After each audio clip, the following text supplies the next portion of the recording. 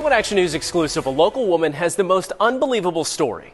A little girl living in Missouri taken from school when she was just 12. Not seen again by any member of her family for nearly 20 years. Held captive, abused, and raped daily. The kind of trauma that I've been through, it's like life stopped the moment that you're abused, and you can remember every detail. With the help of Good Samaritans, she escaped from captivity with her 9 children in an January 31st, 1997, Pansy Kid Middle School, Poteau, Oklahoma. It's a regular school morning. Kids are outside. Recess is winding down, and 12-year-old Rosalind McGinnis is doing something she hadn't done in years, attending school like a normal child. Then a man walks onto the school grounds. She sees him. She knows exactly who he is. He approaches her, looks her in the eye, and says, "I love you. Look for signs." She goes back inside, and there they are. A sombrero, a poncho, items she recognized. Items that meant something specific to her, and no one else in that building. Minutes later, she's called to the front office. She walks down the hallway, through the door, into the parking lot. A gray pickup truck is sitting there. A young man she knows behind the wheel. She gets in.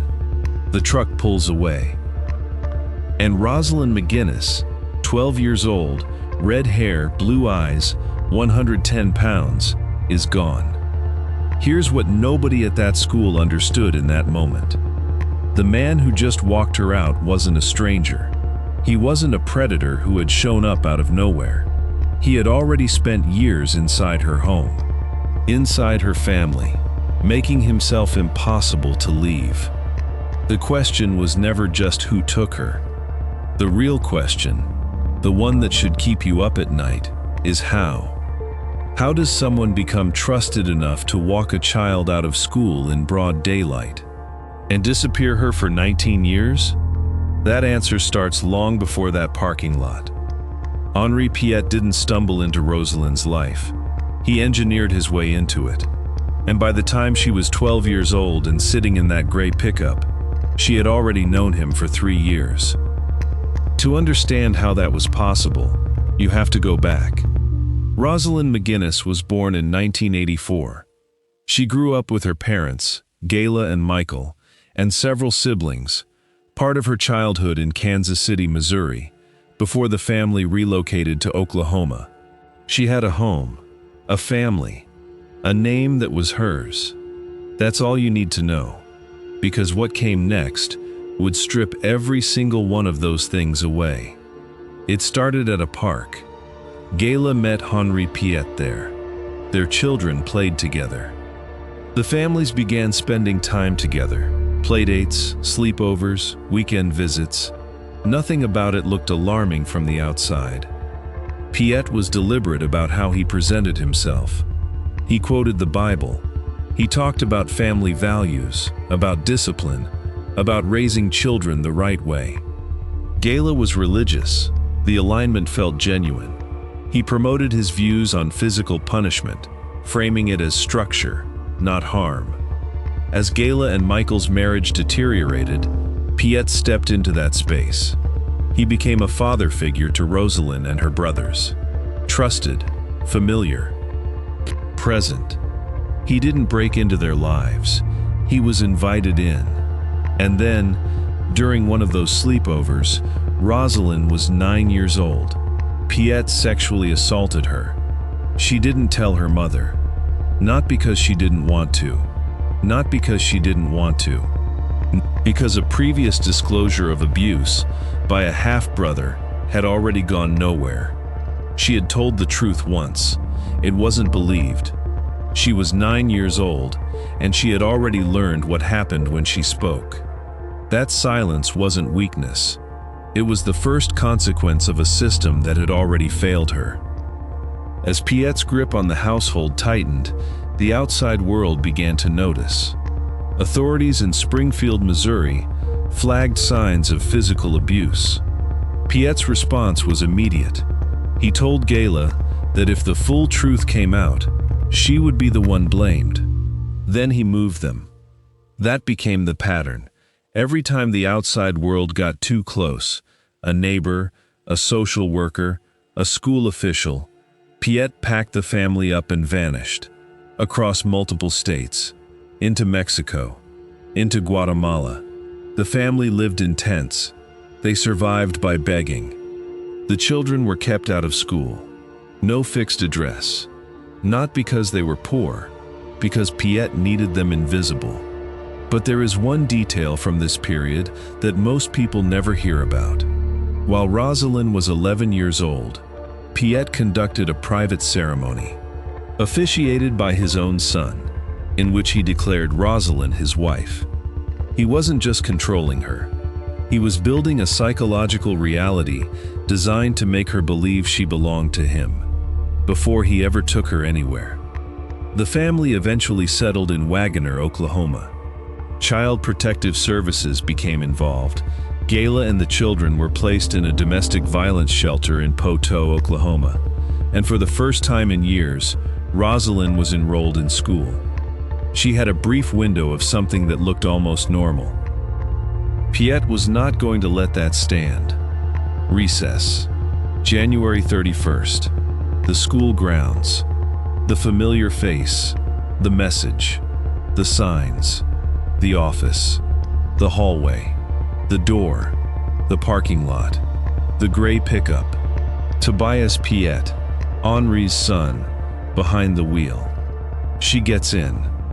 Rosalind said later that in that moment, she believed Piet was trying to reunite the family, that her mother and brothers might be waiting, that this was about bringing them back together. They were not waiting. Piet told her there hadn't been enough time to get her brothers, that her mother wasn't coming back. Then he turned to his own children and said, "Rosalind is your new mother now." She was 12 years old. If you're just finding this channel, subscribe now, because where this story goes next is something most coverage never touched. Back in Poteau, the school called Gayla, a younger male, a small gray pickup. Her daughter had walked out of the building. She filed a missing persons report. She made flyers, red hair, blue eyes, 110 pounds. She contacted child search organizations. She searched for years. What Gayla didn't yet know, and what you're only beginning to understand, is that this was not a random abduction. The man who walked her daughter out of that school had been inside their home for years. And what he had already done to Rosalind was something Gayla had never been told. From the moment that gray pickup left the school parking lot, Rosalind McGinnis stopped existing. Not metaphorically, literally. Her name was gone. Her appearance was altered. She was given a new identity, coached answers, and a life story she was expected to recite on command. She had a new name now, Stephanie Reed. And the man who had engineered all of it was operating under the first of what would eventually become 5 separate aliases: Henri Billy, Dan Reed, Billy Ira Sloop Jr., Michael Wayne Mansfield, Christopher Allen McAnear. A man who legally did not exist, controlling a girl whose legal identity had just been erased. This is what most people miss when they hear this story. Piet wasn't simply hiding Rosalind from the world. He was dismantling who she was and replacing her with someone he had full control over. The letters started almost immediately. Piet forced Rosalind to write to her family, to media outlets, to law enforcement. The message in every letter was the same. She had run away. Her mother was unstable. She had left by choice and did not want to be found. Misspellings were not tolerated. Errors were punished physically. She was not permitted to attend school after 6th grade. The children she would later have were never enrolled either. They were not taught to read. Contact with the outside world was managed entirely by Piet. What came in, what went out, what was said and to whom. The isolation wasn't just geographic, it was total, psychological, constructed so carefully that even if someone had looked directly at Rosalind on the street, they would have seen Stephanie Reed and had no reason to look twice. The family kept moving.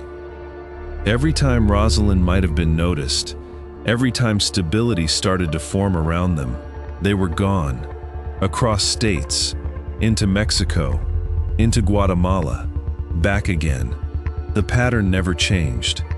They lived in abandoned trailers with no electricity and no running water. Bedbug infestations. The children worked the streets, selling food, collecting money, while Piet controlled every dollar that came in and spent it on drugs and alcohol. Rosalind was required to check in with him hourly whenever she left the residence. Think about what that means. Every 60 minutes, accountable for every moment she was out of his sight. She was not a captive in a locked room. She was a captive inside a system, one built so thoroughly around her that the walls were invisible to everyone except her. But here is what that system could never fully destroy. Rosalind kept looking for the door. In Arizona, alone with her children while Piet was away, she found a women's crisis shelter and made contact. Help was coming. Piet walked through the door before it arrived. She tried again. She took her children to the home of Piet's son, Mikey. She thought she might find some safety there, some distance. Piet arrived. He dragged her out by her hair in front of her children. At another point, one of her sons managed to escape on his own. The confrontation that followed was violent. He survived. The consequences for Rosalind were swift and severe. Each attempt ended the same way. More surveillance, more control, more isolation. Every time she reached for the door, the walls moved closer. Piet's message to her, consistent across 19 years: nobody will believe you. Your family doesn't want you. I'm the only one who will ever care for you. He repeated it until it was the only voice in the room. At this point, did you realize how completely he had isolated her? Drop your thoughts in the comments. This is not the story of a woman who accepted her captivity. This is the story of how completely a predator can cage someone, and how Rosalind kept looking for the door anyway. By 2016, the family is in Oaxaca, Mexico. Rosalind has just come through a primitive gallbladder surgery. No proper medical facility. No recovery time. Doctor's orders were rest. Piet sends her back to work. She is out in the streets of Oaxaca, selling food and drinks, checking in hourly, raising 8 children, recovering from surgery, while every peso she earns goes directly back to him. And somewhere inside all of that, she starts making a plan. Small amounts of money, set aside slowly, hidden near a hill, away from the residence, far enough that Piet won't find it, close enough that she can reach it when the moment comes. She does this over months, under hourly surveillance, while raising 8 children, while recovering from surgery, while living inside a system that had been watching her every move for nearly 2 decades. By the time she is ready, she has $150. $150. That is not just money. It is the first thing Rosalind McGinnis has controlled in 19 years. Every dollar of it earned at a cost most people will never be able to fully imagine. The moment came in the summer of 2016. Piet was incapacitated, down after a stint in what was described as a rehabilitation program. Rosalind looked at him. She would later describe exactly what was going through her mind in that moment. I knew that if I didn't get out of there, I'd either go insane or I would end up dying and leaving my kids with that man. She gathered her 8 children. She retrieved the $150. She found a taxi, and she left. She contacted the National Center for Missing and Exploited Children. Later, she described what that moment felt like. Simply being able to tell someone the truth after 19 years of enforced silence. All the time and was violent. She says he beat her daily. I have about 21 scars on top of my head, and I'm not talking like little ones. I'm talking about ones like that from being beat over the head, hit over the head with. It was so nice, she said, to be able to tell somebody the truth. She made her way to the U.S. consulate in Nogales, Mexico. 8 children behind her, 21 scars on her head, both arms broken at separate points during the captivity. A woman who would later require throat surgery just to speak clearly. She walked up to the gate. She looked at the officer, and she said, "I'm an American citizen. I was kidnapped as a child. I want to go home." 19 years, $150, 8 children, and a name she had never stopped knowing was hers. She was out. But Henri Piet was still free somewhere in Mexico. And what happened next? Inside the courtrooms, inside the appeals process, inside the legal system that was supposed to deliver justice, would become almost as complicated as the captivity itself. For the first time in 19 years, Rosalind was telling the truth to people who had the power to act on it. At the U.S. consulate, DSS Special Agent Clifton Funkhauser sat down with her. She didn't arrive empty-handed. Throughout the captivity, quietly, carefully, she had held onto documents, IDs, birth certificates, Mexican paperwork, evidence she had preserved while living under a man who controlled everything around her. She handed it all over. The National Center for Missing and Exploited Children was contacted. The FBI came in. Rosalind and her 8 children were repatriated to the Kansas City, Missouri area, the city she had last known as a child with a family and a name that was hers. The investigation had begun, but Henri Piet was still out there, and for all his aliases, all his movement, all his carefully maintained invisibility, he was about to make the one mistake that unravels careful men. For 19 years, Henri Piet had been functionally unfindable. 5 identities, constant movement across 2 countries, rotating aliases designed to ensure that no single name could be tracked for long. He had built an entire architecture of evasion, and for nearly 2 decades, it held. Then, in September 2017, Henri Piet walked into the American Embassy in Mexico City and applied for a U.S. passport.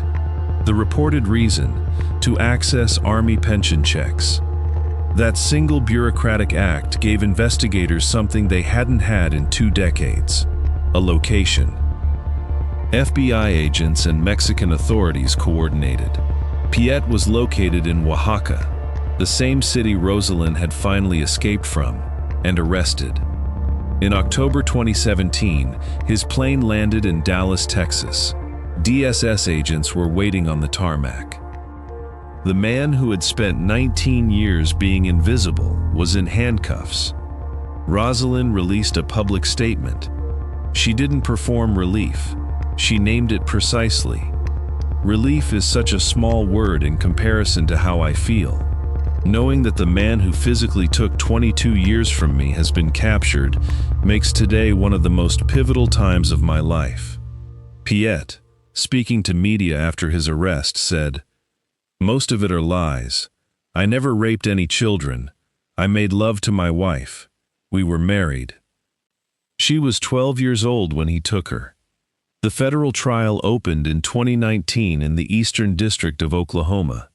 It ran 7 days. The charges: kidnapping and traveling with intent to engage in sexual acts with a juvenile. Prior bad acts evidence was admitted, establishing pattern, intent, and a history that went beyond what happened to Rosalind alone. Tobias Piet, Henri's own son, the young man who had been behind the wheel of that gray pickup on January 31st, 1997, took the stand and testified against his father.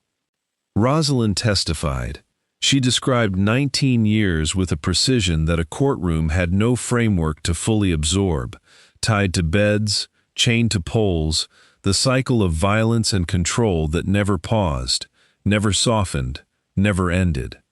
Several of her children testified as well. On June 6, 2019, Henri Piet was convicted on both federal counts. On February 20, 2020, he was sentenced to life in prison for the kidnapping conviction, plus 360 months on the second charge, plus $50,000 in restitution. U.S. Attorney Brian Quester addressed the courtroom directly. Life in prison is a sentence the law reserves for the most serious offenders like Henri Michel Piet. For a moment, it appeared the legal chapter was closed. It was not. In August 2022, 3 years after the conviction, the 10th Circuit Court of Appeals reversed the federal kidnapping conviction. Before you misread what that means, this requires precision. The appellate court did not find that Rosalind's account was false. It did not find that the jury got it wrong. What happened was a legal and procedural issue involving how the trial court handled the burden of proof related to the consent argument raised by Piet's defense. Under federal kidnapping law, consent, if genuinely present, can function as a defense. The appellate court determined that the framework the trial court used to address that argument was legally flawed. The reversal was about procedure, not about Rosalind. But the practical result was that the federal kidnapping conviction came down. The case was sent back for further proceedings, and the question hanging over everything became unavoidable. After everything, does he get away with it? Oklahoma had its own answer. While federal proceedings continued, Wagoner County state prosecutors moved forward on separate state charges that operated entirely outside the federal appellate decision. In October 2024, Wagoner County, Oklahoma, Henri Piet was convicted of lewd molestation and first-degree rape. The jury recommended life imprisonment, plus an additional 20 years. Sentencing was scheduled for December 9, 2024. The question the audience feared, answered. Back in Kansas City, Rosalind was rebuilding. Local businesses and volunteers renovated a home for the family. Plumbing, electrical systems, heating, furnishings, done without charge. Support came from the Jace Foundation, founded by J.C. Dugard, herself a survivor of long-term captivity, who understood in a way most people never could. Her children attended school for the first time. The adjustment was significant. The academic and emotional challenges were real and ongoing. In her victim impact statement, Rosalind did not ask for sympathy. She described the loss with exactness. 22 years. Daily violence. No prenatal care for any of her pregnancies.